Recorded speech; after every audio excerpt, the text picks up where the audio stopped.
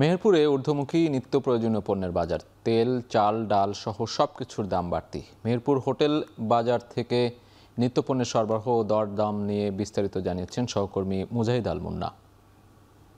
মেহেরপুরে নিত্যপণ্যের বাজারে অস্থিরতা বিরাজ করছে। প্রতিনিয়ত ঊর্ধ্বমুখী হচ্ছে সব ধরনের জিনিসপত্রের দাম।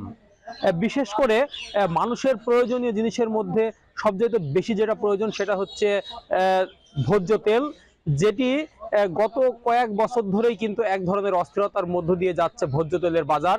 আমি যদি আজকের কথা বলি, আজ প্রতি কেজি ভোজ্য তেল মেহেরপুরে খোলা বাজারে বিক্রি হচ্ছে সর্বোচ্চ 190 থেকে 95 টাকা করে, যেটি গত কয়েক সপ্তাহ আগেও কিন্তু 180 থেকে 85 টাকা ছিল। এর পাশাপাশি সব ধরনের ডালই কিন্তু ঊর্ধ্বমুখী।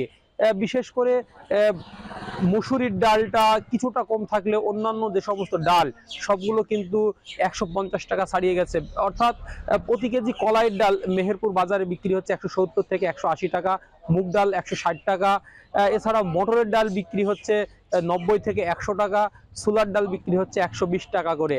এছাড়াও মশলার বাজারেও কিন্তু এক ধরনের অস্থিরতা বিরাজ করছে। সব ধরনের মশলার দামই ঊর্ধ্বমুখী। প্রতি কেজি এলাচ মেহেরপুর বাজারে বিক্রি হচ্ছে সর্বোচ্চ 6000 টাকা করে, যেটি গত কয়েক মাস আগেও কিন্তু 5500 টাকা বা 5200 টাকা ছিল।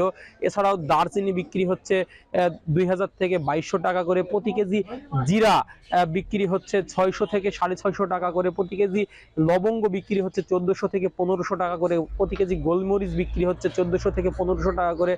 এরকম সব ধরনের বাজারই কিন্তু ঊর্ধ্বমুখী। আমি মেহেরপুর বাজারে কয়েকজন ক্রেতার সাথে কথা বলেছি, তারা আমাকে জানিয়েছেন যে বাজার নিয়ন্ত্রণ করতে বাজার মনিটরিংটা অত্যন্ত জরুরি। আমি কয়েকজন ব্যবসায়ীর সাথে কথা বলেছি, তারা আমাকে জানিয়েছেন পাইকারি বাজারে সবসময় ঊর্ধ্বমুখী হওয়ার কারণেই মূলত খোলা বাজারে বেশি দামে বিক্রি করতে হচ্ছে। আমার কাছে এই ছিল মেহেরপুরের নিত্য প্রয়োজনীয় জিনিসের দরদামের সর্বশেষ পরিস্থিতি।